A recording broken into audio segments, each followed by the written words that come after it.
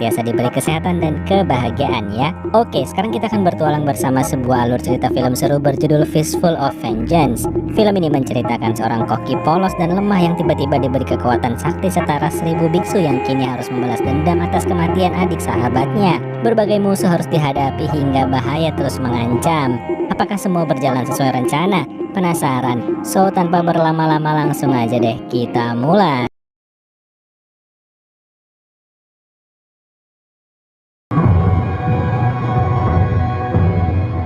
Film diawali dengan memperlihatkan seorang pria bernama Nico yang mendadak mendapati adiknya yang bernama Jenny terbujur kaku akibat dihabisi. Satu-satunya bukti yang tersisa adalah sebuah batu kuno yang ia temukan dari Jenny. Nah, beberapa bulan berlalu setelah melacak ke sana kemari, ditemukanlah petunjuk yang membawa Nico dan kedua temannya yang bernama Kai dan Lusin ke sebuah bar di Bangkok, Thailand. Sedikit flashback. Kai dulunya adalah seorang koki restoran biasa yang lemah yang tiba-tiba didatangi oleh wanita misterius yang mengaku dari 10.000 tahun lalu dan mengatakan bahwa Kai ditakdirkan untuk menjadi Wu Assassin. Dan setelah mendapat kekuatan dewa berupa Wu Power, Kai menjelma menjadi petarung terkuat yang setara dengan 1000 biksu dan memiliki jurus pamungkas tapak naga suci. Nah, kembali pada kondisi sekarang, di mana Kai dan Lusin akhirnya menemukan target yang dicari. Sosok tersebut adalah makhluk Jiangshi yang dikenal dengan anggota penghisap Qi alias vampir Qi. Untungnya, Wu Assassin seperti Kai, jurus penghisap Qi tidak mempan. Tapi sayangnya, saat ditanya siapa yang membunuh Jenny, Jiangshi tersebut malah menyerang. So, tanpa waktu lama dengan terpaksa Kai harus menghabisi Jiangshi tersebut. Nah, setelah itu tiba-tiba semua orang terbujur kaku dan ternyata itu adalah kekuatan seorang ilmuwan bernama William yang merupakan mantan Wu Assassin. William meyakinkan Kai dan Lusin untuk menemuinya di markas tersembunyi di Kuil Silom besok pagi jam 8. Dan singkat cerita, mereka pun bertemu dan berkenalan. Nah, disinilah terungkap siapa yang membunuh Jenny. William bercerita bahwa ia memiliki kembaran seorang wanita bernama Quan Chi yang terus bertambah kuat dan menyebarkan kekacauan dengan mengkonsumsi Qi manusia yang memiliki energi spiritual tinggi seperti para biksu dan penyihir.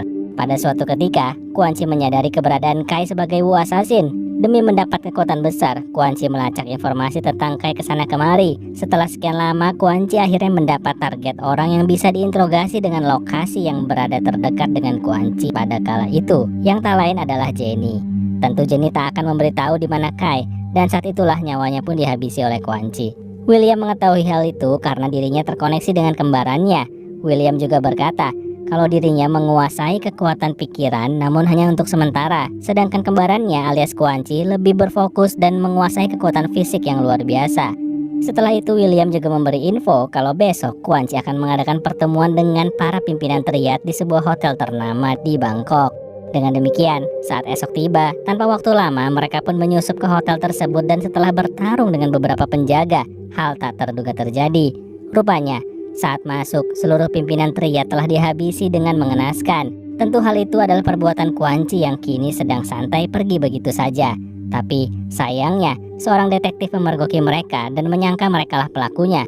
Untungnya setelah Nico datang bersama salah satu pegawai hotel yang tak lain adalah sahabat lamanya bernama Shichi, maka semuanya menjadi jelas. Dan sekarang mereka harus kabur dari hotel tersebut dari kejaran para anak buah Quan Chi yang mengincar Kai.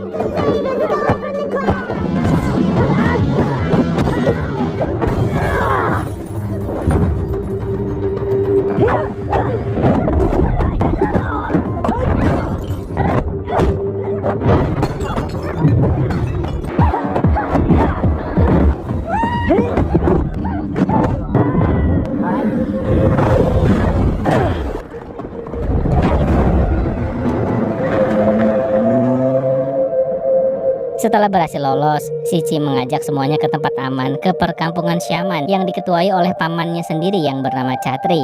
Chatri ini adalah seorang ahli supranatural yang melindungi perkampungan dengan sihirnya hingga untuk sementara semua akan aman berada di dalamnya dari kejaran Quan Chi. Malam harinya saat makan, akhirnya Chatri mulai membantu dengan mengungkapkan fakta bahwa sebenarnya William dan Quan Chi merupakan satu kesatuan walaupun kekuatan mereka bertolak belakang. Dan tujuan William sebenarnya adalah untuk membangkitkan Pangu alias Wu Assassin pertama yang paling sakti untuk membuat dunia menjadi sesuai keinginan mereka. Nah, untuk itulah William membutuhkan batu yang dimiliki oleh kembarannya yang saat ini berada dalam genggaman Nico yang diambilnya dari tangan Jenny saat ditemukan meninggal. Dengan menarik chi milik Wu Assassin alias Kai, maka batu tersebut akan menyatu dan membangkitkan Pangu. Semua pun akhirnya paham, tapi malam itu rupanya saat tertidur ada yang berkhianat.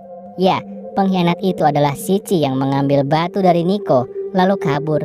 Dan singkat cerita, setelah mendapat arahan dari Chatri, akhirnya mereka kembali ke kota dan merencanakan untuk segera mengakhiri kejaran Quan Chi dengan cara langsung mendatanginya berdasarkan informasi supranatural dari Chatri sang pimpinan kampung Syaman. Dan benar saja, di tempat itulah William dan Quan Chi berkumpul dengan Shichi sang pengkhianat yang menyerahkan batu milik Quan Chi. So, sekarang William dan Quan Chi tinggal mencari Kai untuk mengambil energi Chi-nya. Seketika setelah sampai, Kai dan kawan-kawan berpencar, lalu masing-masing menemukan lawan mereka. Apesnya, Nico dan si detektif bertemu dengan Quan Chi. Mereka harus bertarung sekuat tenaga. Namun, Quan Chi bagai memiliki keabadian, walaupun sudah dipelintir lehernya, ia tetap bisa bangkit. Pertarungan pun dilanjutkan. Dengan kerjasama yang berat, pada akhirnya mereka berhasil mengalahkan Quan Chi.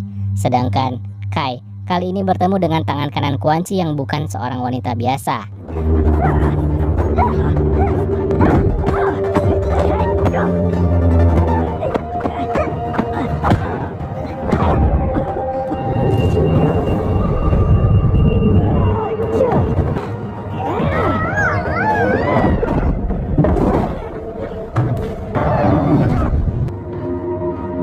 Sementara Lusin sayangnya harus kalah dalam pertarungan dengan pengguna kekuatan gelombang.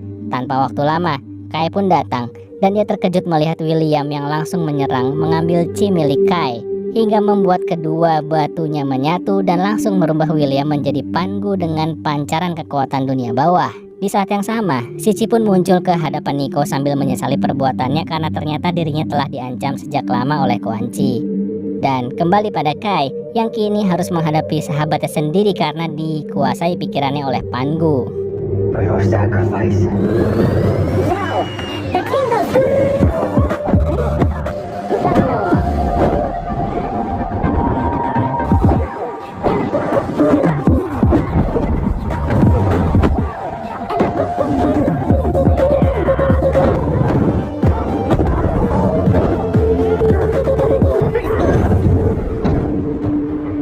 Setelah semua kembali normal, demi menyelesaikan semuanya, Kai pun langsung menyerang Pangu yang menyeretnya ke dunia bawah.